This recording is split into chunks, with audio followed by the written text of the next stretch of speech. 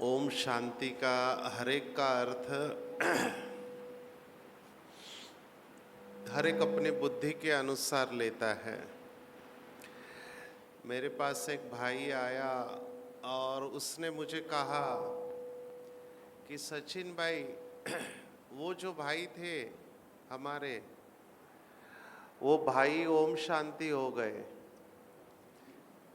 मैंने कहा ओम शांति हो गए मतलब क्या? वो ओम शांति हो गए। मैंने कहा मतलब क्या? तो उन्होंने कहा उनका शरीर छूट गया। तो ओम शांति का ये भी एक अर्थ है, शरीर छूट जाना। ये मुझे पता नहीं था। हमारी एक बहन हॉस्पिटल में सेवाएं देती है, अभी भी देती है। उसका नाम था शांति। एक दिन बहुत गुस्सा कर रहे थे, तो मैंने धीरे से जाके उनको पूछा तुम्हारा नाम क्या है? तब उन्होंने कहा शांति। मैंने कहा ये शांति से बोल सकते हैं आप?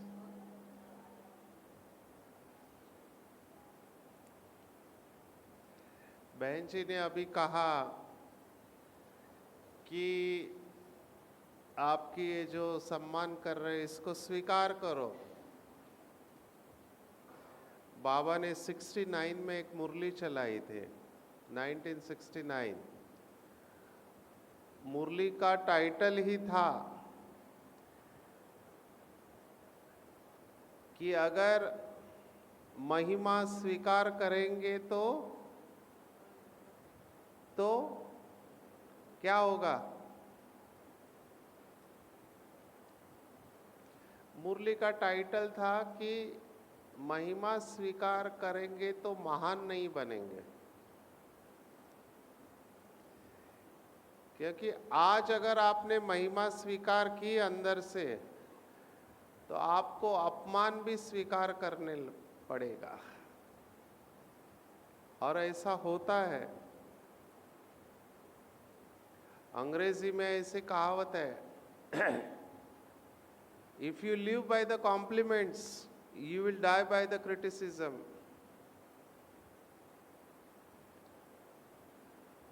क्योंकि जैसे महिमा होती है ना किसी व्यक्ति की, तो उसको लगता है वो कोई तो बहुत बड़ा व्यक्ति है, ऐसे लगने लगता है। और फिर उसको जब सम्मान नहीं दिया जाता है, तब उसको लगता है मैं इतना बड़ा हूं, मुझे सम्मान नहीं मिला। तो अंदर क्या होगा? अंदर उबलते रहेंगे।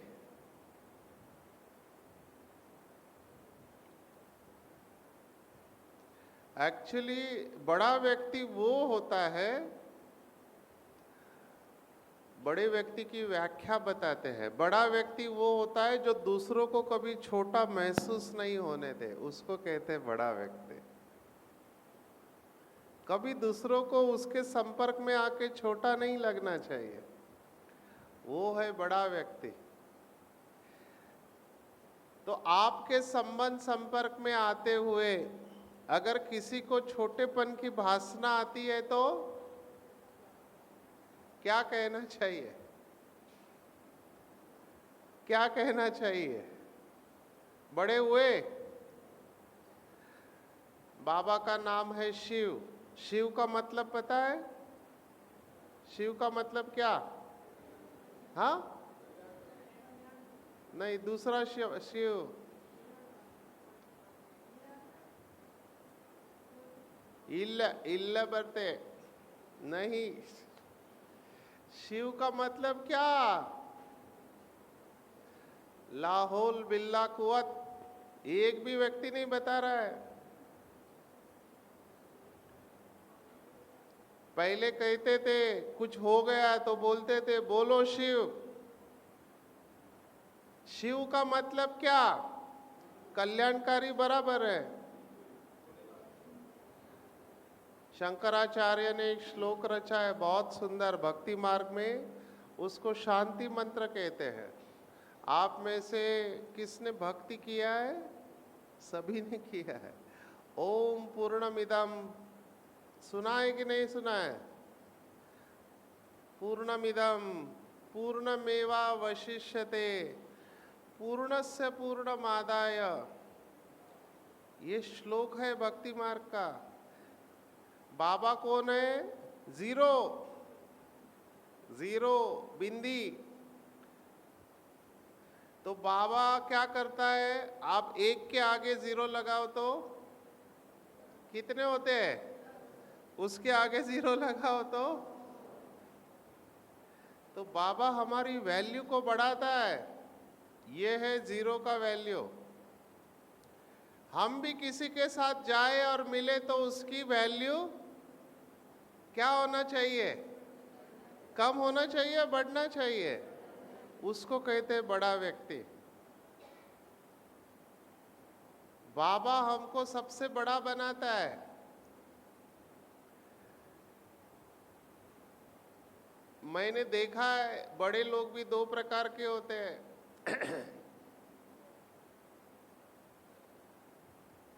मैं कभी कभी सुनाने से सोचता हूँ सुनाऊं या नहीं सुनाऊं, लोगों को अच्छा लगेगा या नहीं लगेगा। सुनाऊं? हाँ, बुरा तो नहीं लगेगा? हाँ, भाई लोग कुछ बोल नहीं रहे। बुरा तो नहीं लगेगा? लगना चाहिए। अंदर इधर कुछ तो होना चाहिए। बड़े लोग दो प्रकार के होते हैं। एक जो होते हैं, अंग्रेजी में हम ऐसे कहते हैं demanding respect and commanding respect. वो हमेशा देखते रहते हैं मेरे को कौन सम्मान दे रहा है, मैं बड़ा हूं, मैं अनुभवी हूं, मैं पुराना हूं। रमेश भाई बहुत हंसाते थे। कई भाई बहने अपना परिचय देते हैं ना, तो ऐसा परिचय देते हैं। कैसा? मैं 25 साल से ज्ञान में चल रहा हूं, ऐसा परिचय देते हैं ना। तो रमेश भाई बोलते थे क्या फायदा, 25 साल हो गए अभी भी चल ही रहे, पीछे वाले तो उड़ रहे। शब्दों के ऊपर हमारा बहुत अटेंशन चाहिए। तो मैंने क्या देखा है, बड़े लोग होते हैं ना, वो हमेशा वो सोचते रहते मुझे सम्मान मिले, मुझे रेस्पेक्ट मिले, मुझे कुर्सी मिलनी चाहिए आगे की। अभी लोगों की अवस्था क्या होगी? ये डिमांड कर रहे हैं रेस्पेक्ट, मुझे रेस्पेक्ट दो, मुझे रेस्पेक्ट दो। क्या होगा? क्या होगा? ऐसे लोगों की हालत क्या होगी? ये हमेशा नाराज रहेंगे, हमेशा नाराज रहेंगे। मेरे पास केसेस आते हैं, मैं काउंसलर हूँ। एक भाई आया, घर का प्रॉब्लम था उनके। क्या प्रॉब्लम था?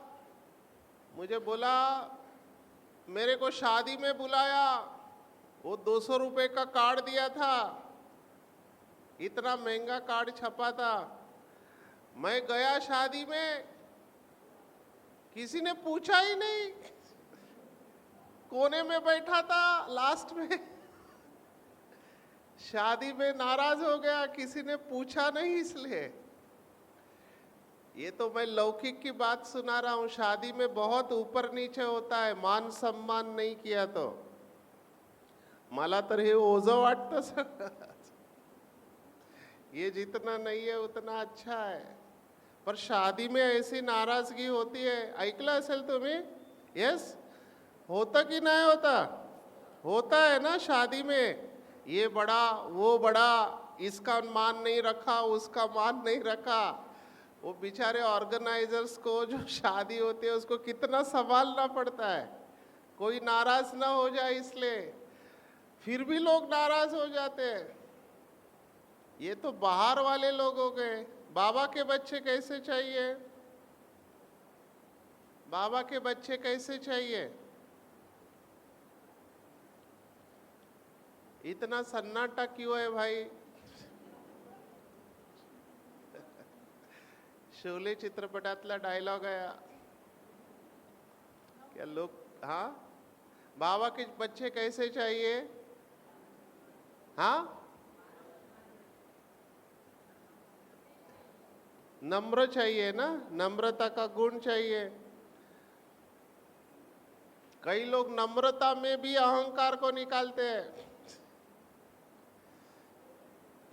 एक गुरु था, उसका बहुत बड़ा बायोडाटा था, सब बायोडाटा सुनाया, लंबा परिचय दिया, उसमें से एक बात रह गई।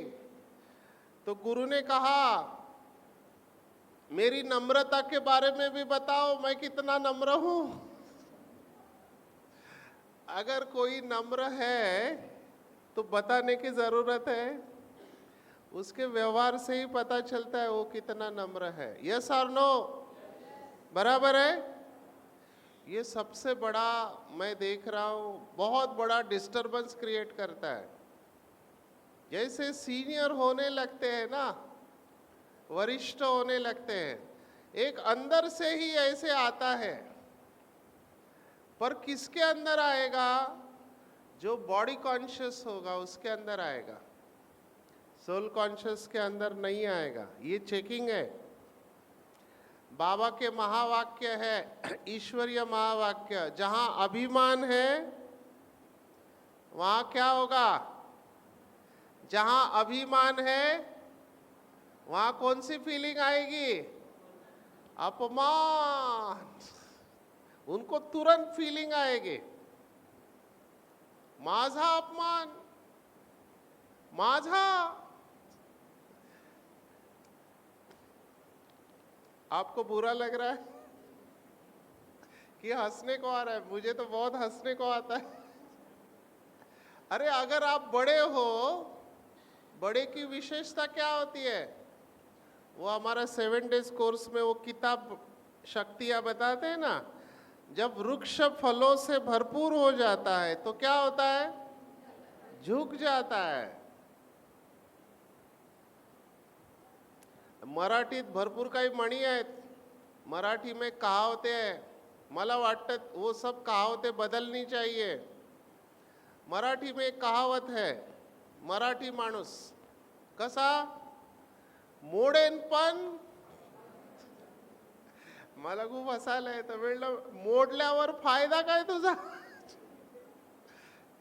मोडेन पण वाकणार नाही, मना मैं टूट जाऊंगा लेकिन झुकूंगा नहीं। अब ये ठीक है या गलत है? क्या होना चाहिए? मैं झुक जाऊंगा लेकिन टूटूंगा नहीं, ऐसा होना चाहिए ना। फायदा काय तुम्ही वाकल्या मोडल्यावर? पर वो ईगो होता है। बाबा ने अभी रिसेंटली एक मुरली में कहा था, बहुत डीप है वो मुरली। बाबा ने कहा था, कई बच्चे हैं जो अभिमान को स्वमान समझ लेते हैं। दोनों अलग है, कहाँ दिन और कहाँ रात। अभिमान को स्वमान समझ लेते हैं। स्वमान वाले को कभी भी फीलिंग नहीं आएगी। अगर फीलिंग आती है, क्या समझने का? क्या समझने का?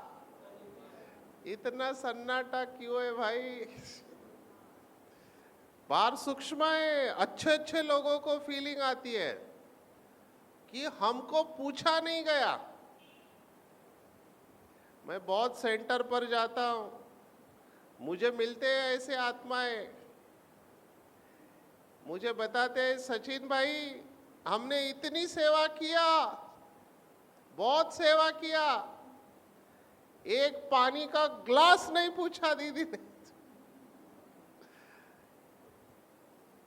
मेरे को अंदर से बहुत हंसने को आया। मैंने कहा, फिर धीरे से मैंने कहा, अच्छा सेवा किया तुमने, पानी के ग्लास के लिए सेवा की? अरे नहीं पूछा तो तुम जाके पी के आओ। वाई मेकिंग अ फस आउट ऑफ इट? उस बात को बड़ा क्यों कर रहे हैं? पर ये ईगो वाले होते हैं ना, वो ऐसे करते हैं। मैं बड़ा अभिमान के छत पर चढ़ा, ऐसी एक कविता है हमारे विवेक भाई ने लिखी है। ये सभी दुखों का कारण यही है, अच्छे अच्छे लोगों में ये आ जाता है। इसलिए बाबा को ये पता था आगे आने वाले पेपर्स। बाबा ने ये स्पष्ट 69 की मुरली में बताया है, क्योंकि ब्रह्मा बाबा गए, दादी आ गई या जो भी बड़ी बहनें हैं, और कोई अपने को कम नहीं समझता है, हर एक अपने को बड़ा समझता है। मैं डॉक्टर हूँ, 5.5 साल पढ़ाई किया है, 25 साल का एक्सपिरियन्स है, मला ॲडवाइस मिळतात भरपूर, कहते आप ऐसे करो, ये करो, वो करो, मैं सुन लेता हूँ, मैं थैंक यू बोलता हूँ, पर मेरा कहने का भाव क्या है, demanding respect and commanding respect. कई आत्माएं इतने अच्छे होते हैं, वो आते ही लोग खड़े हो जाते हैं, ये क्या हुआ, कमांडिंग रेस्पेक्ट। मांगने की जरूरत नहीं है। बाबा के महावाक्य क्या है, मांगने से मरना भला।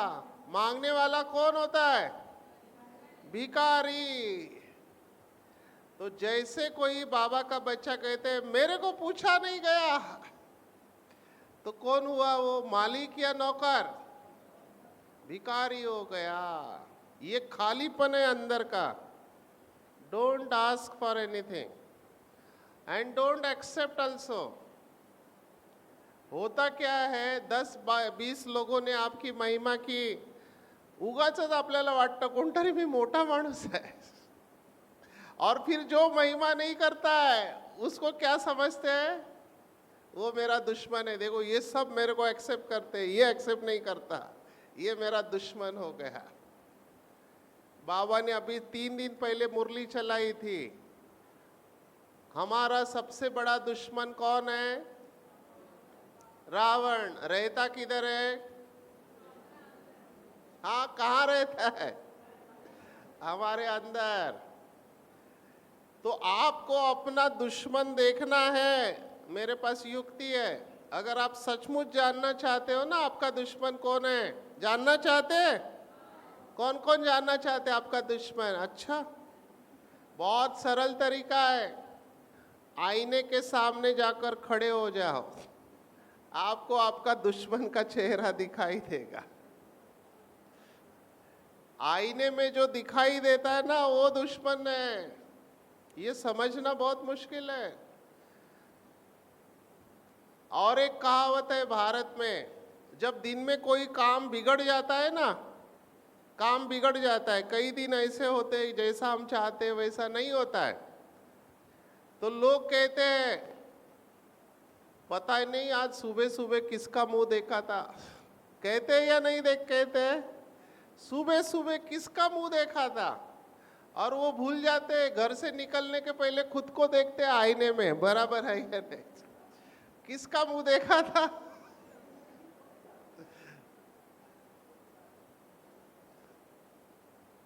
भगवत गीता 6ठा अध्याय 5वां श्लोक है, आत्मसंयम योग 5वां श्लोक है। ये मैं सब साइंटिफिक बातें बता रहा हूं, मैं दिल की बात नहीं बता रहा हूं। उद्धरेत आत्मानाम अवसादेत, आत्मे व आत्मना बंधु, आत्मे व रिपुर आत्मना, ऐसा वो श्लोक है। रिपु माना शत्रु, बंधु माना मित्र। तो आत्मा अपना ही मित्र है और अपना ही शत्रु है, ये भगवत गीता कहती है। लौकिक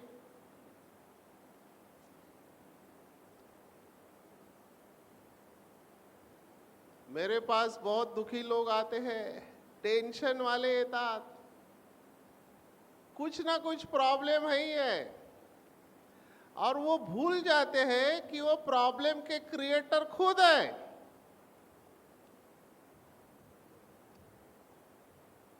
बाबा ने उदाहरण दिया मुरली में, किसका उदाहरण दिया, बाबा के उदाहरण बहुत सुंदर होते, बहुत गहराई से सुनना चाहिए मुरली। मुरली को ऊपर ऊपर पढ़ने से नहीं समझेगा।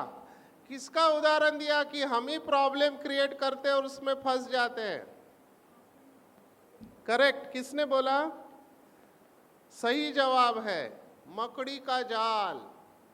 मकड़ी क्या करती है? जाल बुनती है और खुद उसमें जाके, एग्जैक्टली ऐसे ही होता है। हम अपना जाल खुद बुनते हैं। कैसे बुनते हैं? सोच से,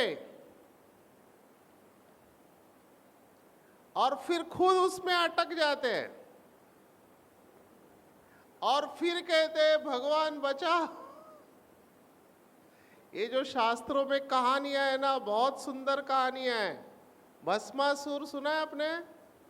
भस्मासुर की कहानी क्या है? कहानी, हाँ, उसको वरदान प्राप्त होता है शिव से कि जिसके सिर के ऊपर हाथ रखेगा भस्म हो जाएगा। असुर है ये। वो भागा देवताओं के पीछे। आखिर में फिर किसने रूप लिया? विष्णु ने कौन सा रूप लिया? कौन सा रूप? मोहिनी रूप लिया। डांसर के रूप में आई और उसके साथ ये भी डांस करने लगा। फिर देखा ये अभी आ गया है झांसे में। फिर मोहिनी ने क्या किया? अपना हाथ सिर के ऊपर रखा, तो उसने भी अपना हाथ सिर के ऊपर रखा और वो भस्म हो गया। बहुत सुंदर कहानी है। कौन है ये भस्मासुर? सोचो, जब हम जाने अनजाने में ऐसे संकल्प करते हैं जो नहीं करना चाहिए, तब हम खुद क्या बन जाते हैं? भस्मासुर बन जाते हैं। आसुरी अवगुण है वो, आपको भस्म कर देगा। अग्नि है,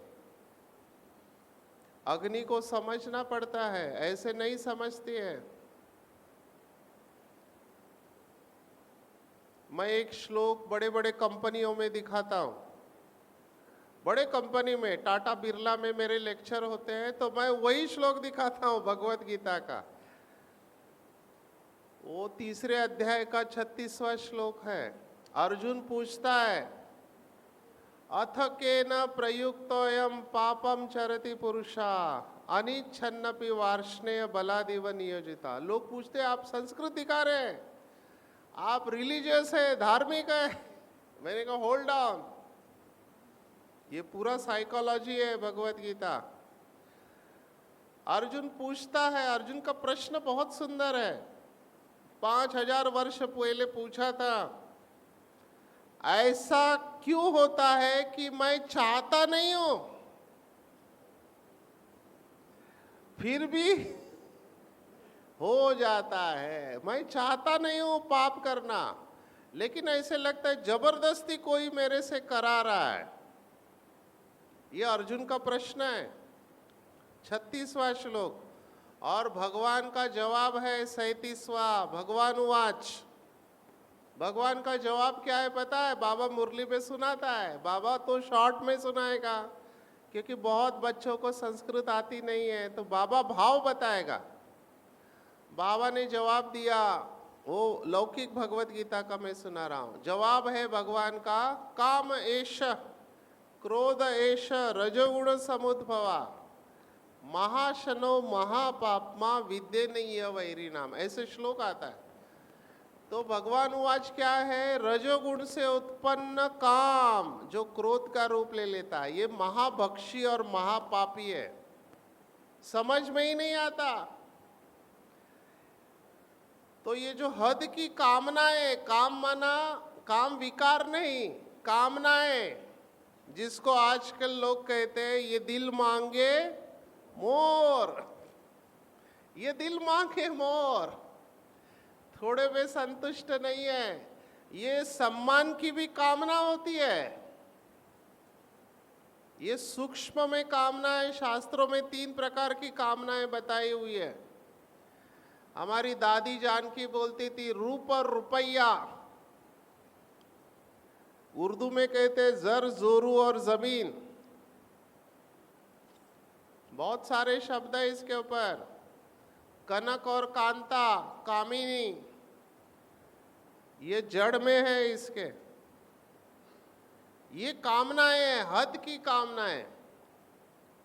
और कामना पूर्ण नहीं हुई तो क्या होगा? जैसा आप चाहते हैं वैसा नहीं हुआ तो क्या होगा? क्रोध आ जाता है। और जैसा आप चाहते हैं वैसा हुआ तो कौन सा विकार आता है? लोभ आता है। इसलिए काम, क्रोध, लोभ, इन तीनों को नरक का द्वार कहा है। मैं इसको अग्नि कहता हूं क्योंकि ये जलाती है अंदर से। अभी प्रॉब्लम क्या है देखो, 2 भाई है समझो, उदाहरण दे रहा हूं, आप बुरा मत मानना। दोनों सीनियर है। एक को पूछा गया, दूसरे को नहीं पूछा,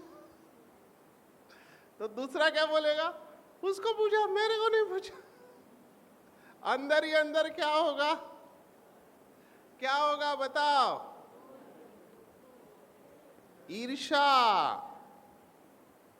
ईर्ष्या आएगी। और फिर वो ध्यान में रखेगा। ऐसे बहुत देखे हैं मैंने। बराबर है? ईर्ष्या आता है। ये समझना है हमारा दुश्मन कहीं बाहर नहीं है। बाहर है? बाहर है तो बताओ मेरे को। बहुत इजी है। बाहर है तो बहुत इजी है उसको खत्म करना। सबसे खतरनाक है अपने अंदर के दुश्मन को खत्म करना। ये समझने में पूरी जिंदगी चली जाती है। मेरे पास बहुत लोग आते हैं, ये भाई चला जाए ना, ये बहन चली जाए तो मैं शांति से, वो जाएगा दूसरा आएगा। वो नहीं है हमारे दुश्मन, हमारे दुश्मन अंदर है। मानते हैं आप इस बात को? मानते हैं? कौन कौन मानते हैं कि हमारा दुश्मन अंदर है? बस खत्म। फिर आज के बाद किसी को दोष मत देना।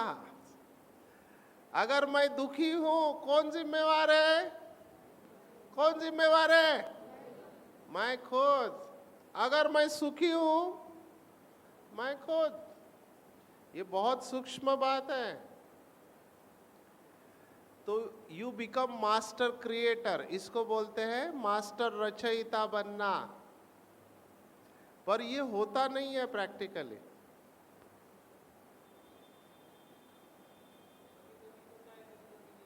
हाँ ठीक है, कभी खुशी कभी गम, ना जुदा होंगे हम।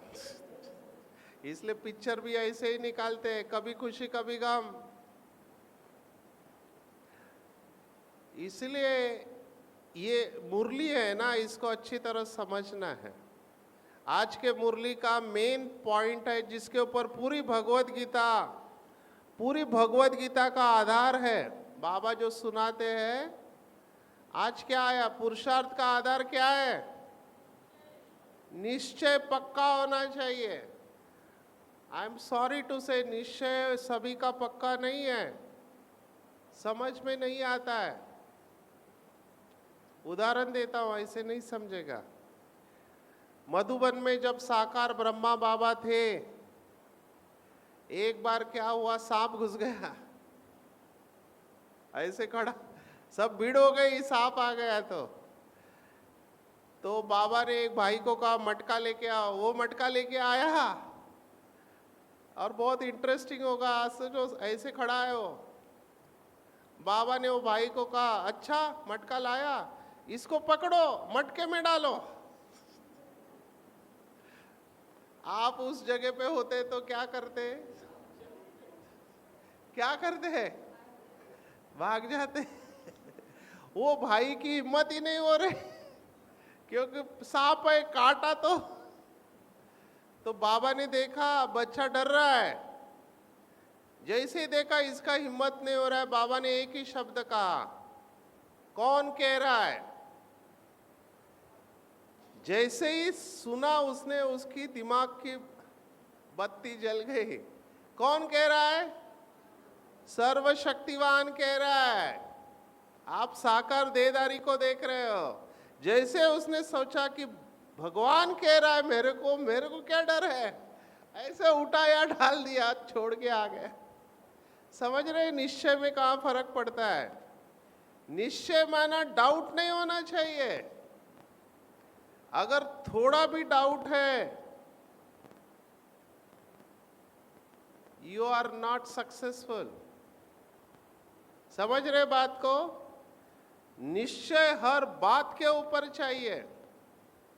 कितने उदाहरण मैं आपको दे सकता हूं। मम्मा का उदाहरण लो। पार्टी आई मधुबन में और पार्टी गई, पार्टी को छोड़ने एक भाई गया तो बाबा मम्मा को कह रहे कि मम्मा बच्चे आए हैं, तुम उनको टोली नहीं खिलाओगी। अभी वो निकल गए हैं पांडव भवन से, और मम्मा ने क्या कहा होगा, क्या मुझे बताओ? पॉसिबल है वो निकल गए हैं, वो बस डिपो पर जाके बस पकड़ेंगे और निकल जाएंगे। और बाबा ने बोला मम्मा बच्चों को टोली नहीं खिलाओगी? टोली नहीं थी। क्या हुआ रहेगा? मम्मा ने क्या जवाब दिया? हाँ बाबा, जबकि इम्पॉसिबल है, हो नहीं सकता। मम्मा किचन में गई, टोली बनाना चालू किया, और वो दूसरी ब्राह्मणी की मम्मा लेकिन वो तो गए। बाबा ने कहा है क्या होगा कैसे होगा कुछ नहीं पता, बाबा ने कहा है। बनाने लगी टोली। मम्मा वो तो गए होंगे अभी बस डिपो तक। मम्मा ने कहा बाबा ने कहा है, नो सेकंड थॉट, दूसरा कोई विचार नहीं। टोली बनाया और एक भाई को भागते हुए भेजा। क्या हुआ रहेगा? बस लेट नहीं, बस निकल रही थी डेपो में से, ये भाई भागता भागता गया और उसने डब्बा दिया खिड़की में से है, बोला बाबा ने आप लोगों के लिए टोली भेजी है। बस खत्म। निश्चय बुद्धि विजयंती। निश्चय की परख पेपर के वक्त ही होती है। मैंने क्या देखा, बहुत बाबा के बच्चे जब मुरली चलती है बाबा कुछ भी बोलता है। क्या कर रहे हैं आप? निश्चय है या संशय है? संशय बुद्धि का विनाश हो जाएगा। और निश्चय भी 4 बातों में चाहिए। 4। आप जिस कुर्सी पर बैठे हो कितने पैर है? एक पैर नहीं होगा तो चलेगा? एक पैर नहीं होगा तो क्या होगा? महाराष्ट्र विकास आघाड़ी नहीं चल सकते। चारों पैर चाहिए तभी आप स्थिर रह सकते हैं। अभी चेक करो 4 बातों में मैं स्थिर हूं या नहीं हूं। सबसे पहला निश्चय किस पे चाहिए? खुद के ऊपर चाहिए। यहां पर भी कई लोग हार जाते हैं। मेरा ड्रामा में पार्टी नहीं है, मैं पीछे आया, गृहस्थ बनने के बाद आया, अभी तो उम्र हो गई है, घुटने दर्द कर रहे, कमर दर्द कर रहे, मेरे को तो कुछ आता नहीं है, मैं तो बीमार हूं। ये खुद पे ऊपर निश्चय हुआ या नहीं हुआ? मैं ऐसे ही नहीं बोल रहा, मेरे पास प्रूफ है बहुत सारे। मैं ये अभिमान और अपमान की बात क्यों लिया? क्योंकि मेरा आदर्श मैं देखता हूं, मैं मधुबन में था, एक आत्मा जो फाउंडेशन से ज्ञान में है। फाउंडेशन जब से यज्ञ शुरुआत हुआ, लेकिन कभी भी स्टेज पर नहीं गई, कभी फोटो नहीं, कभी भाषण नहीं तो आजकल मैं देखता हूं सब यूट्यूब मास्टर बन गए, अपना अपना चैनल खोलते हैं, और थोड़ी सेवा किया तो क्या चाहते हैं, मेरा फोटो आना चाहिए, मेरा नाम आना चाहिए। ये लोकेशना है, वित्तेषणा, ये सब इच्छाएं होती है। लेकिन मैं वंडर खा रहा था कि इस आत्मा को कभी क्यों नहीं लगा कि स्टेज पर जाना चाहिए, फोटो आना चाहिए। मैं भी फाउंडेशन से हूं। कौन होगी वो आत्मा? कौन होगी? भोली दादी। सोचो, मेरे को बहुत वंडर लगता है। भोली दादी शुरुआत से यज्ञ में है, हमेशा खाना बना रही है। मैं उसके पास जाता था उससे बात करने के लिए। क्यों जाता था? क्योंकि बाबा मुरली में उसको ही याद करता है, भोली भंडारी। बड़ी दादी का नाम नहीं लेगा और दादी का नहीं, भोली भंडारी। तो मैं उससे बात करने गया, दादी आपसे कुछ ना, ऐसे भोजन बनाते समय बात नहीं करने का उसका अटेंशन था। और मैं अपने को लकी क्यों समझता हूं, आपके साथ मैं थोड़ा शेयर करता हूं। मैं ऊपर था माउंट आबू में, ग्लोबल हॉस्पिटल में सेवा देता था। उस समय निर्वेर भाई ऊपर रहते थे और चंद्रहास बाबूजी, जानते हैं आप चंद्रहास बाबूजी को? कौन कौन जानता है? पुराने हैं वो जानते हैं। कंस्ट्रक्शन डिपार्टमेंट के वो इंचार्ज थे बाबा के वक्त के, चंद्रहास बाबूजी। तो उनका भोजन जो होता है वीआईपी भंडारे में, तो मैं बीच में बैठता था, इस तरफ निर्वेर भाई, इस तरफ चंद्रहास बाबूजी। तो उन दोनों के लिए स्पेशल खाना बनता था। बीमार है, डायबिटीज है, हार्ट डिसीज है, भोली दादी बना देते। तो उनको जो भी आता था मुझे थोड़ा थोड़ा देते, खाओ सचिन भाई। तो मैंने देखा, जिस दिन मैंने भोली दादी के हाथ का खाना खाया उस दिन योग सीधा बाबा के पास। मैं वंडर खाता था, ये क्या हो रहा है, कैसे होता है ये। बहुत सेंटर पे मैं भोजन करता हूँ, मैं अपने संकल्पों को चेक करता हूँ खाना खाने के बाद, क्या थॉट चल रहे हैं। बाबा ने मुरली में कहा है, अगर बाबा की याद में भोजन बनाया तो आपका दिल साफ हो जाएगा। ये बाबा के महावाक्य है। तो भोली दादी के हाथ का, पर मैंने भोली दादी को कभी स्टेज पर नहीं देखा, कभी फोटो नहीं। और एक बार तो मैंने क्या देखा, दादी का मीटिंग चल रहा है छोटे हॉल में, पांडव भवन में, सभी दादियां बैठी है। भोली दादी को किसी चीज की जरूरत थी, वो आके गेट पे खड़ी हो गई, कुछ बोला नहीं, सिर्फ खड़ी हो गई। दादी की नजर गई कि भोली दादी आई है। दादी मीटिंग में से उठ गई, आ गई और भोली को बोलो, भोली कुछ चाहिए तुमको। That was the respect she was gate. दादी मीटिंग छोड़ के आती थी, सोचो। और आज के बाबा के बच्चे, मी एवढी सेवा केली, मैंने इतने लोगों को परिचय दिया, मेरे को पूछा भी नहीं कहाँ है हम। क्या बाबा को ये सब दिखाई नहीं देता? दिखाई देता है या नहीं देता है? हर सेकंड बाबा देख रहा है आपको क्या कर रहे हैं।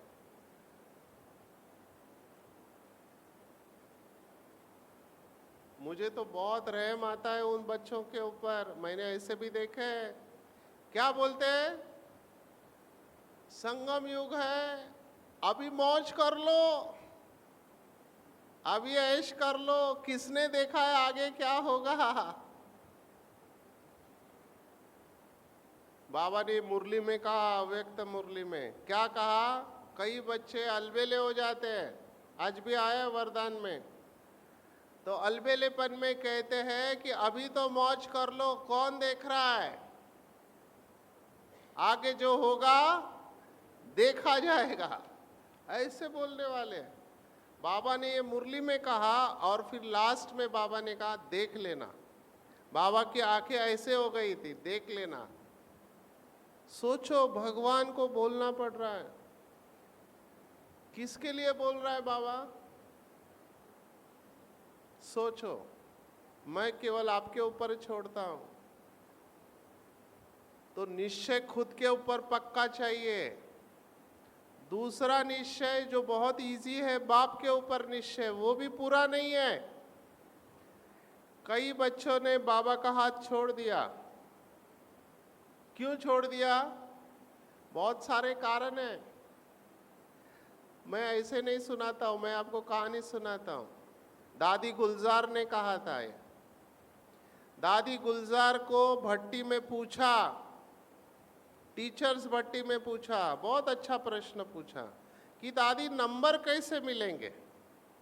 इतने सारे बाबा के बच्चे पुरुषार्थ कर रहे हैं, बहुत अच्छा पुरुषार्थ कर रहे हैं, कई गृहस्थ में रहते हुए ट्रस्टी बनकर चल रहे हैं, तन मन धन समय श्वास संकल्प सब लगा दिया है। विदेश वालों का पुरुषार्थ बहुत अच्छा है, मैं देख रहा हूं, बहुत चार्ट लिख रहे हैं। 4 बजे अमृत वेला सेंटर पर करते हैं, ऐसे मैंने देखा है मलेशिया में, वो भी मुस्लिम कंट्री। तो कई सारे बाबा के बच्चे पुरुषार्थ कर रहे हैं, अच्छा कर रहे हैं, मैं बहुत खुश हूं। तो टीचर्स ने पूछा, दादी नंबर कैसे बनेंगे? दादी का जवाब देखो, ये बहुत पहले का प्रश्न है। दादी ने कहा, आगे चलकर यज्ञ में ऐसी परिस्थितियां निर्माण होगी कि आप सब देखोगे जो नहीं होना चाहिए वो होगा। तो कई बाबा के बच्चे डिस्टर्ब हो जाएंगे, कहेंगे ये क्या हो रहा है, बाबा कुछ करता क्यों नहीं है? हमारा अभी लेटेस्ट एक बहुत बड़ा केस हुआ, बहुत अच्छा बाबा का सिकिलदा बच्चा हाथ छोड़ के चला गया। ये सब हलचल होने वाली है। जो डिस्टर्ब होंगे, नाराज होंगे, जिनकी बुद्धि परखने की शक्ति नहीं होगी, वो दादी ने कहा आगे चलकर बाबा के हाथ छोड़ देंगे। दूसरे बच्चे होंगे, वो भी देखेंगे इतना गड़बड़ चल रहा है, बाबा कुछ करता क्यों नहीं? वो कहेंगे मुझे कुछ लेना देना नहीं है, मैं बाबा को याद करूंगा। उनको वैराग्य आ जाएगा और उसमें विकर्म विनाश होंगे और वो नंबर ले लेंगे। अब ये क्यों होगा उसको अच्छी तरह से समझो। ये सब हो रहा है अभी, क्यों हो रहा है? क्योंकि योग नहीं है, संगठन में योग नहीं कर रहे, इंडिविजुअल चल रहे। मैं नाम नहीं ले सकता, एक जोन में मैं गया था, मैंने ट्रेनिंग दिया व्यसन मुक्ति का। एक आत्मा को नशा चढ़ गया, उसको बहुत अच्छा लगा, बोला मैं सेवा करूंगा। किया भी उसने सेवा, 100 गांव को उसने कवर किया अकेले ने, व्यसन मुक्ति का। बहुत नशा चढ़ गया, लेकिन वही अंदर का खालीपन, बाहर की सेवा किया, अंदर से आया कि मैंने इतनी सेवा किया, मुझे पूछना चाहिए। आज वो बच्चा ज्ञान में नहीं है, बाबा का हाथ छोड़ दिया। डिस्टर्ब होने जाएंगे, इसलिए राजयोग को अच्छी तरह से समझो। राजयोग माना क्या? मैं हमेशा कहता हूं मेरे सेशन में, राजयोगी किसको कहेंगे? जो कभी नाराज नहीं होते वही राजयोगी है। अगर आप नाराज होते हैं, बराबर है, बराबर है, हाथ खड़ा करो, नाराज होंगे? हाँ, आवाज नहीं आ रहा है? हाँ, परिस्थितियां आएगी नाराज होने वाली। मुरली भी चली ना अभी। क्या देखना चाहिए हर एक का? गुण या अवगुण? लेकिन दिखाई क्या देता है? और ज्यादा मैंने देखा कब डिस्टर्ब होते हैं, ये पूरा ना हो के ऐसा करता है। ज्ञानी तो आत्माओं से ज्यादा एक्सपेक्टेशन होते हैं, यस और नो? बाबा को पूछा, मेरे को तो वंडर लगा, बाबा को प्रश्न पूछा, बाबा महारथी भी गलती करते हैं, हमने किया तो क्या? ऐसे बाबा को पूछा। बाबा का जवाब देखो कितना सुंदर है, बहुत सुंदर बाबा ने जवाब दिया। ऐसा जवाब देना चाहिए। बाबा को पूछा, हमने महारथियों को भी गलती करते देखा है। महारथी माना आप समझ जाओ कौन है। बाबा ने जवाब दिया, अगर महारथी गलती करता है तो उस वक्त वो महारथी नहीं है, लेकिन आगे का भी सुनो, लेकिन महारथियों का निश्चय का फाउंडेशन पक्का है और उनका बहुत काल का पुरुषार्थ और सेवा देखकर बाबा उनको एक्स्ट्रा मार्क्स देकर पास करा देगा और आप लोग देखते रह जाओगे। बहुत गुह्य, दोनों को इशारा है, महारथियों को भी इशारा और प्रश्न पूछने वालों को भी इशारा। आपको नहीं पता कि इस आत्मा का कितना जमा है बाबा के पास, बराबर है ना? तो अगर थोड़ी गलतियां हो भी जाती है बाबा संभाल लेता है, पर हम अगर गलतियों के ऊपर फोकस करेंगे तो नुकसान किसका? नुकसान किसका? मुझे तो वंडर लगता है, सूरज भाई ने अपना अनुभव सुनाया, मुझे बहुत अच्छा लगा। सूरज भाई उस समय बहुत, अभी भी करते हैं, उनकी अवस्था अच्छी है, हम उनको एक्सेप्ट करते हैं। उन्होंने एक आत्मा को देखा गलत काम करते हुए, और जब से उन्होंने देखा उनका योग टूट गया और वो निरंतर योग का टारगेट रखते थे। एक सेकंड भी योग टूट गया तो पता चलता था। जब से अवगुण देखा योग टूट गया, और उस समय एक दिन छोड़ के बाबा आता था और उन्होंने क्या देखा कि जिस आत्मा ने गलत काम किया था उसको बाबा ऐसे टोली दे रहा है, भर भर के बाबा दृष्टि दे रहा है और बहुत प्यार से टोली दे रहा है। तो ये देख रहे थे और इनका चिंतन देखो कैसे चला। बहुत सुंदर इन्होंने सुनाया कि जिसको सब कुछ पता है, जिसको सब कुछ पता है उसके दृष्टि वृत्ति में कुछ फर्क नहीं पड़ा, और मैंने उस आत्मा का एक अवगुण क्या देखा, मेरी अवस्था खराब। उन्होंने यहां पक्का किया, दूसरे का अवगुण, मेरा नुकसान मैं नहीं करूंगा, मुझे देखते हुए भी नहीं देखना है। यहां पे लोग डिस्टर्ब हो जाते हैं। समझ रहे बात को? अब ये क्यों हो रहा है? जब तक आत्मा में शक्ति नहीं आएंगी उससे श्रेष्ठ कर्म नहीं हो सकते। शक्ति चाहिए श्रेष्ठ कर्म करने के लिए। प्रश्न विचारू तुम्हाला? हाँ, जवाब देंगे? देंगे जवाब? जो भी कहेंगे भगवान के घर पे है ना, वो कोर्ट में गीता के ऊपर हाथ रख के कसम खाते हैं ना। क्या कसम खाते हैं? जो भी कहेंगे सच के सिवा। आप इतने हंस क्यों रहे हैं? पता नहीं क्या पूछने वाले हैं। मैं ऐसा नहीं हूं, डरो मत, इतना तुम्हाला अवघड नाही करणार मी। सिंपल प्रश्न विचारणार, अवघड पण करू शकतो, पण मला त्याच्यात जायचं नाही है, क्योंकि हिसाब किताब सेटल हो रहा है, ये मुझे दिखाई दे रहा है। ओके, गुस्सा अच्छा है या खराब है? हाँ, जरा जोरात बोला। खराब है। अभी हंस क्यों रहे?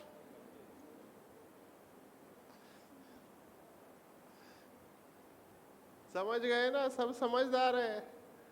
पता है गलत है फिर भी रोक नहीं पाते। पता है गुस्सा नहीं करना चाहिए। मैं अपने को देख रहा हूं, आपको नहीं देख रहा। मैं इतना भाषण करता हूं, गुस्से के ऊपर वर्कशॉप करता हूं, मैं खुद का अनुभव सुना रहा हूं। It is tough. इजी नहीं है, उसके लिए पावर चाहिए, अंदर बहुत पावर चाहिए, आपकी अवस्था बहुत अच्छी चाहिए, तो रिजल्ट तो हमको पता है ना। इसीलिए अभी मैं सॉल्यूशन के ऊपर आता हूं, आखिरी 15 मिनट है। क्या करना चाहिए? आज बाबा ने मुरली में कहा है, आम्ही मुंबई वाले तर पोहायला शिकतोय, माहिती आहे का? आज बाबा ने क्या कहा? मुंबई पाणी में जाएगी, मतलब पाणी नाका तोंडात घुसलं तर पोहायला यायला पाहिजे। आगे चलकर आफतें आने वाली है। आज की मुरली में आया है नहीं आया? आफत समझते हैं? आफत माना क्या? विपदा, काय? आपदा, ठीक है, आपदा, आपदा विपदा जे काय असेल ते, आपदा आएगी, बहुत टफ टाइम आने वाला है, आप अंदाज नहीं लगा सकते हो। ये रिकॉर्डिंग हो रहा है इसलिए मैं बोल नहीं सकता हूं।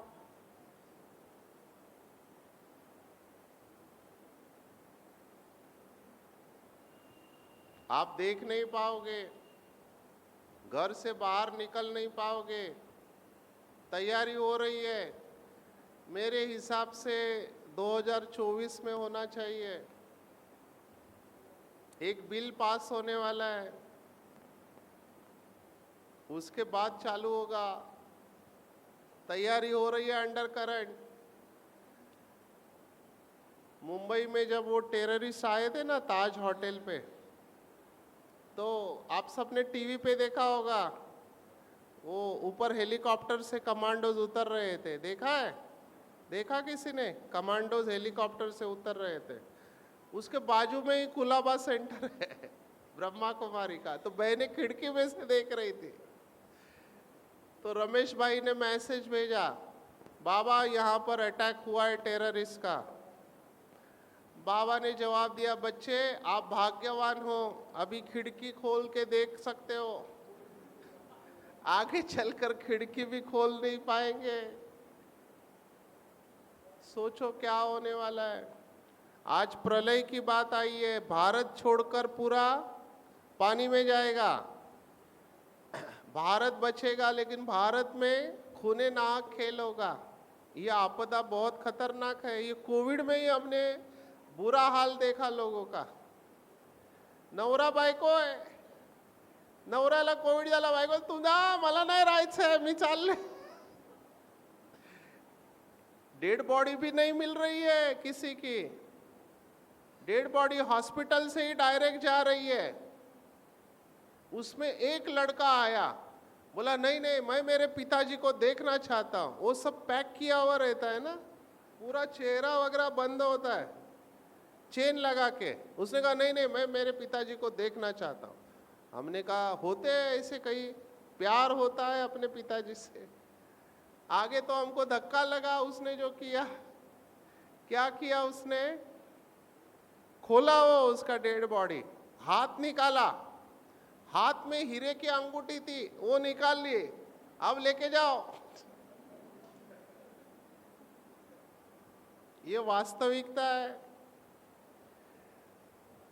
मैंने देखा है डेड बॉडी से खींच खींच के निकालते हैं अंगूठी, सोनं नाणं कानातले असे खेचून काढतात। ज्यांना तुम्ही आपलं समजता, थोड़ा वैराग्य भी आना चाहिए। ठीक है साथ में रहो अच्छे, लेकिन अंदर से ये समझ लो कोई किसी का नहीं होता है। होता है?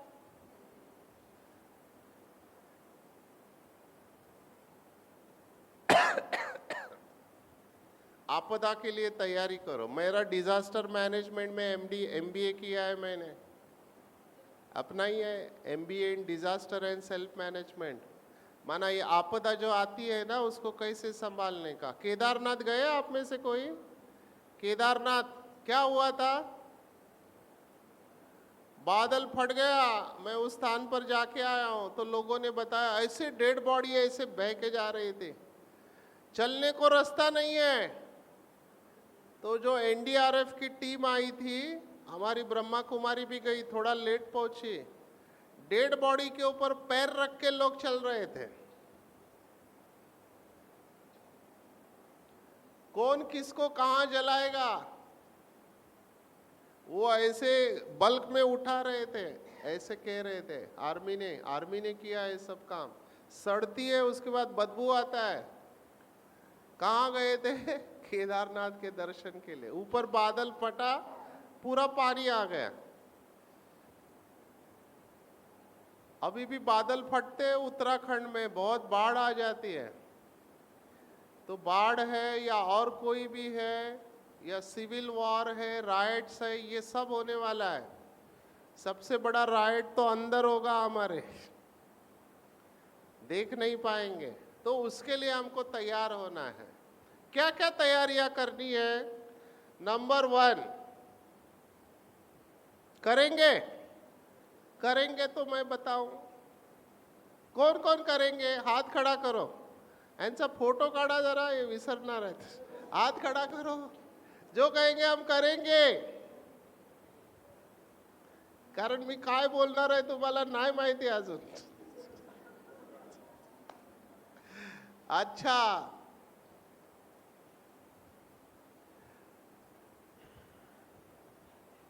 आप में से विल पॉवर किसने किसने लिखा है? विल पॉवर मेल्यावर काय होणार?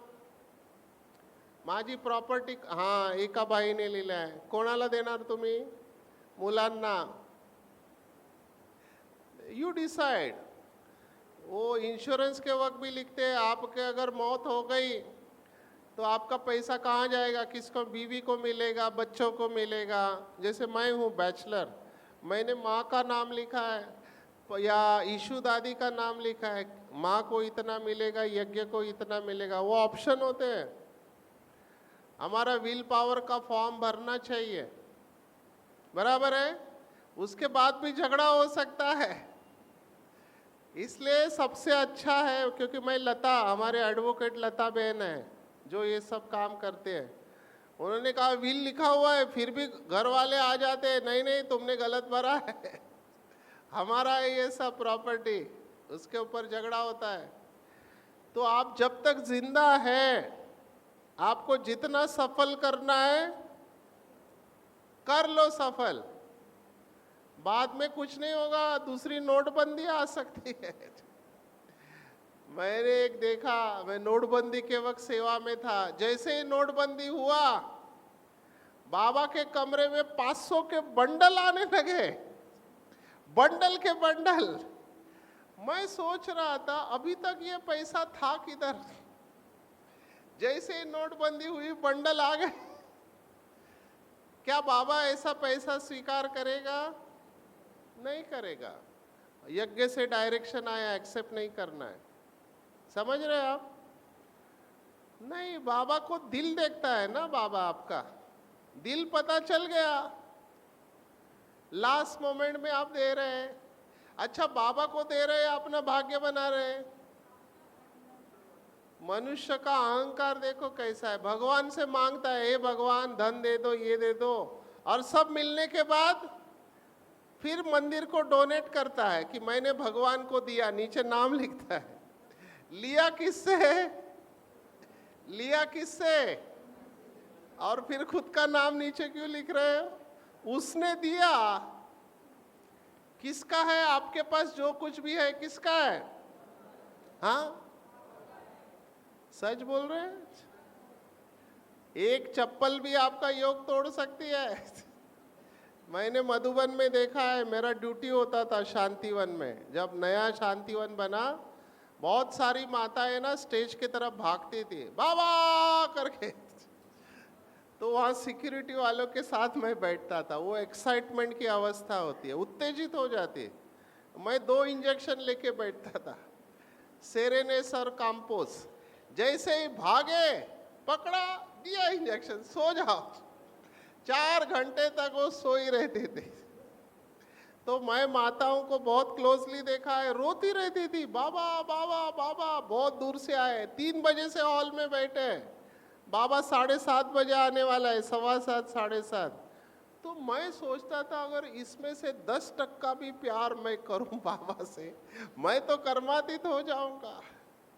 हमारे अंदर इतने इमोशन नहीं है बाबा पर, माताएं रोते रहते मेरा बाबा मेरा बाबा मेरा बाबा। मैं सोचता था क्या प्यार है बाबा से। 3 घंटा मुरली चली, एकदम खुश, डांस कर देते और बाहर आते थे मुरली के बाद में। उस समय चप्पल रखने को जगह नहीं था, तो ऐसे छिपाते थे चप्पल में वो, और बाहर आके देखा चप्पल नहीं है, अंदर मेरा बाबा, बाहर आते ही मेरी चप्पल चोरायला येता की बाबांना भेटायला येता।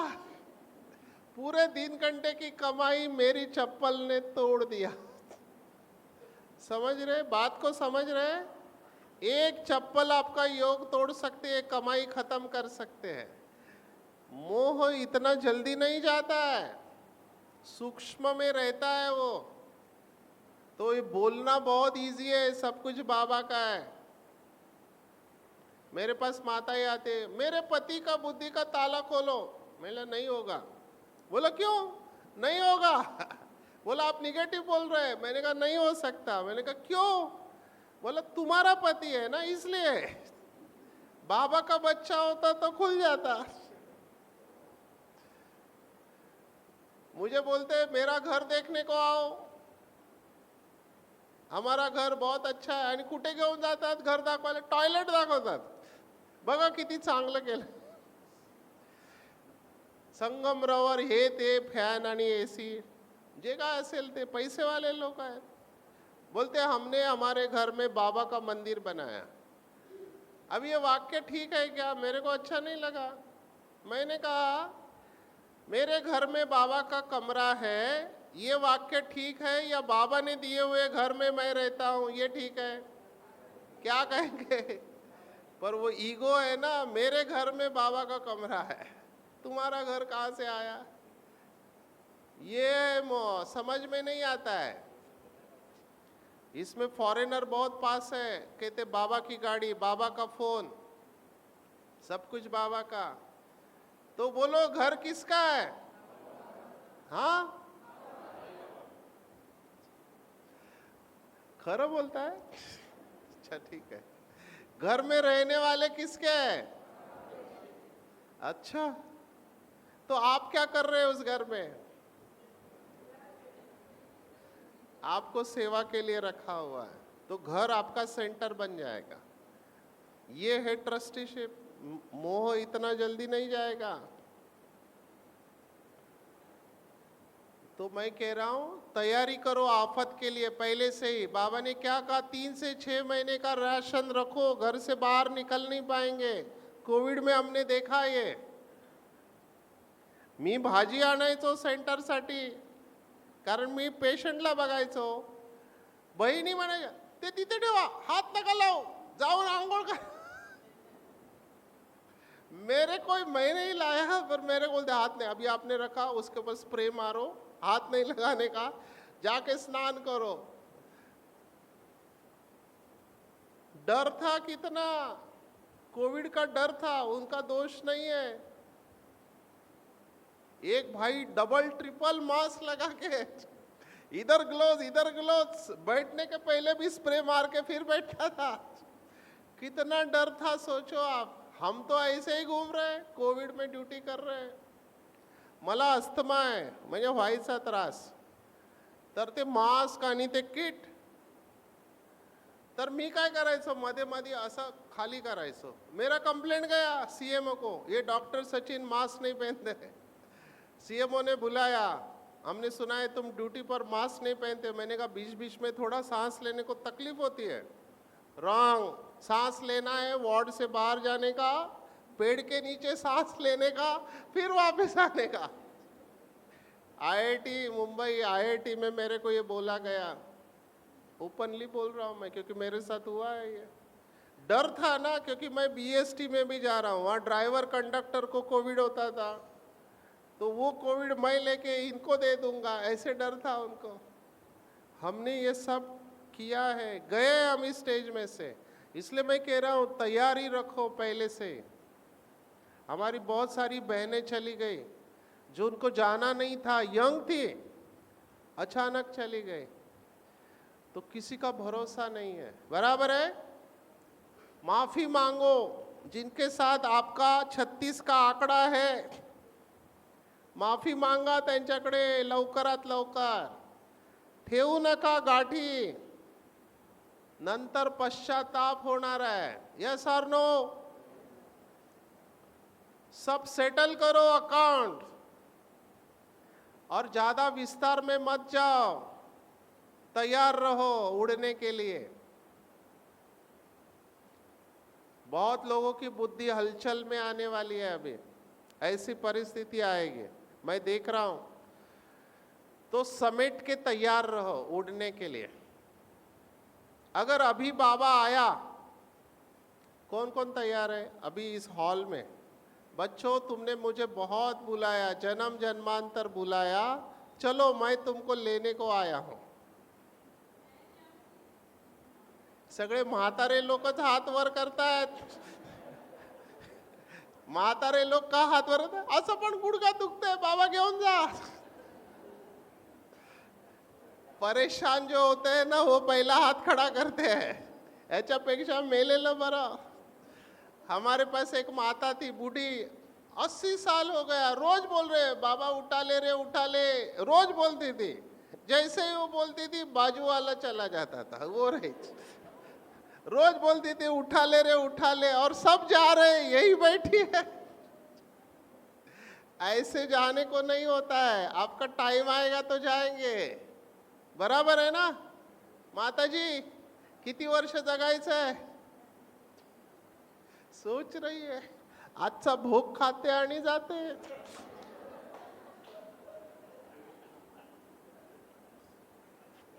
ये कहानी जो शास्त्रों में लिखी हुई है ना, थोड़ा लेकीकडे जाते, काय तूप भात खाते, थोड़ी जाडजूड होते, मग जाते, मग तू मला खा।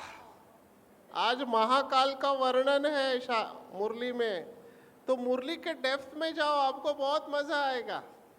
आनंदाचे डोई, आनंद तरंग अशी अवस्था येते, बहुत खुशी होगी। जैसे आप शरीर से डिटैच होंगे ना अमृत वेला, बहुत बाबा आपको बहुत कुछ अनुभव कराएगा, बराबर है?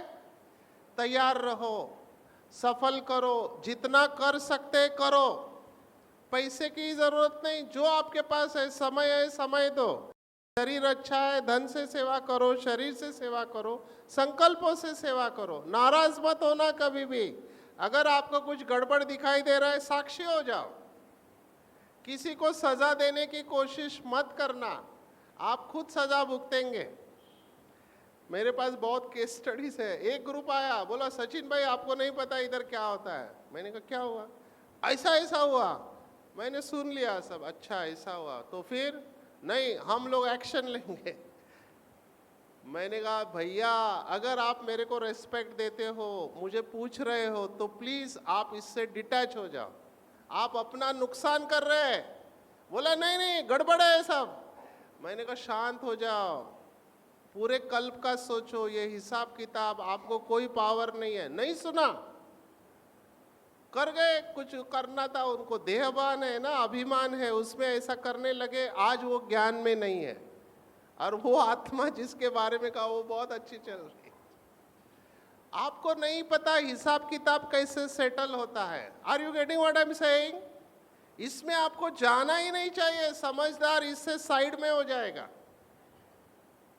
कभी किसी के अकाउंट में आप घुसो मत, वो तो निमित्त आत्माओं को बाबा ने रखा है हैंडल करने को। निमित्त आत्माओं को बाबा हमेशा सपोर्ट करेगा, ये ध्यान में रखो आप।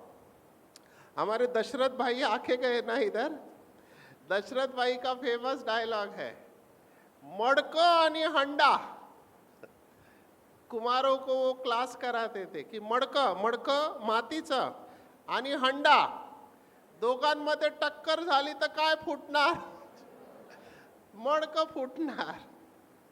हे सगळे कुमार मडकं, शेवटी तुम्हीच फुटणार आहात। शांति रखो, साक्षी हो जाओ, शुभ भावना, पिछले संडे की मुरली में बाबा ने कहा था, बहुत अच्छा, शुभ भावना शुभ कामना किसके अंदर रहेगा? जो निमित्त समझेगा। करण करावनहार बाबा है, मैं निमित्त हूं, तुम इसमें जाओ ही मत। अगर आपको अपनी अवस्था को ठीक करना है, अचल अडोल साक्षी होके देखते रहो। क्या बाबा को दिखाई नहीं दे रहा ऊपर से क्या हो रहा है? दिखाई दे रहा है या नहीं दे रहा है? हर चीज बाबा, फिर भी बाबा कुछ नहीं कह रहा, क्यों? समझदार है। एनुअल मीटिंग में 2 मिनट लेता हूं, एनुअल मीटिंग चल रही है मधुबन में, बाबा ने मैसेज दिया। क्या मैसेज दिया? बाबा ने बहुत अच्छा कहा, उस समय गल्फ वॉर चल रहा था अफगानिस्तान का, अफगानिस्तान या इराक का, हाँ इराक या अफगानिस्तान ऐसे था, बुश करके प्रेसिडेंट था। बाबा ने ऊपर से देखा, बाबा ने मैसेज दिया, वो बुश बच्चा, उसको बच्चा कहा। बुश बच्चे का संकल्प निगेटिव है, लेकिन वो निगेटिव में भी दृढ़ है। ऐसे आप बच्चे पॉजिटिविटी में दृढ़ रहो, ऐसे बाबा ने एनुअल मीटिंग में कहा। देखो बाबा क्या देख रहा है, ऊपर से सब दिखाई दे रहा है कि वो बॉम्ब डाल रहा है, क्लस्टर बॉम्ब। क्लस्टर बॉम्ब एक ऐसे बॉम्ब है जिसमें बहुत सारे बॉम्ब होते हैं, एक साथ फटते हैं वो। तो बाबा सब देख रहा है ऊपर से, क्योंकि लास्ट में इनके ऊपर ट्रिब्यूनल बैठेगी, बराबर है ना? लास्ट में इनको सजा कौन देगा? बाबा देगा, दिखा के देगा। तो इसमें मत जाओ, अपनी अवस्था को अच्छी रखो। शुभ भावना, क्षमा। इस समय क्षमा का पाठ चल रहा है, क्षमा करो, क्षमा मांगो। मी तुमची क्षमा मागतो, माझ्याकडून जर तुम्हाला काय हर्ट झालं असेल तर सचिन भाई को क्षमा करना, मेरा कोई ऐसा इंटेंशन नहीं है। आप क्षमा करो, क्योंकि हमको शरीर छोड़ना है तो दुआएं लेके आगे बढ़ना है, बराबर है? यस, दुआएं लो सबकी। आप किसी के अवगुण निकालेंगे ना तो आपको दुआ नहीं मिलेगी, आपको बद्दुआ मिलेगी, कि किसी को अच्छा नहीं लगता है अवगुण बताना, बराबर है?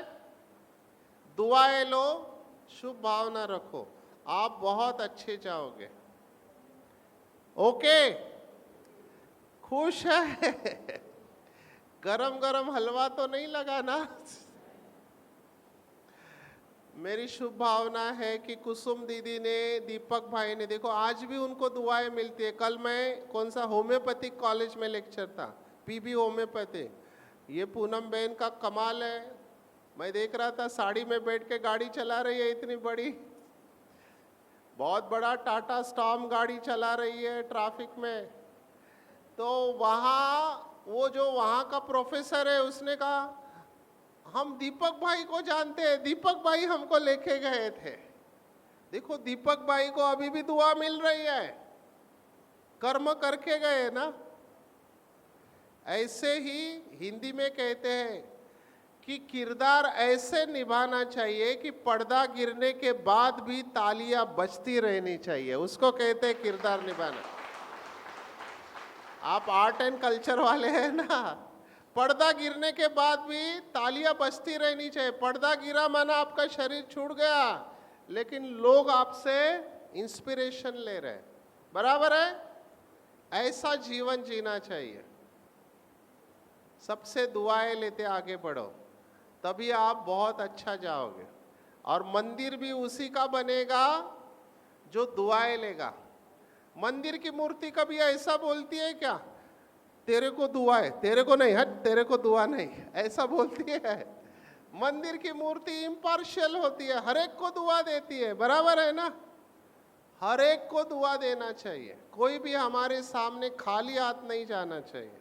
तो आप सबको बहुत दुआ है, कुंदा बहन को और इनकी पूरी टीम को मैं बहुत दुआएं देता हूँ, क्योंकि इतना बड़ा सेंटर चंद्रपुर, गढ़चिरौली और वहीं ये संभालना डे बाय डे बहुत कुछ इजी नहीं है।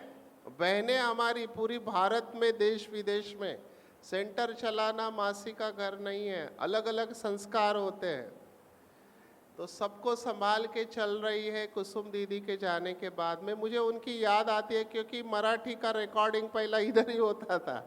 मैं वो कौन सा तपस्या भवन में 4थे माले पे हम रिकॉर्डिंग करते थे दिन भर, सुबह 6 बजे से रात को 10 बजे तक। भगवत गीता, मनाचे श्लोक, तनाव मुक्त जीवन मराठी में रिकॉर्डिंग किया था। तो ईटीवी मराठी का यहाँ पे चालू हुआ, अभी तो स्टूडियो बना है।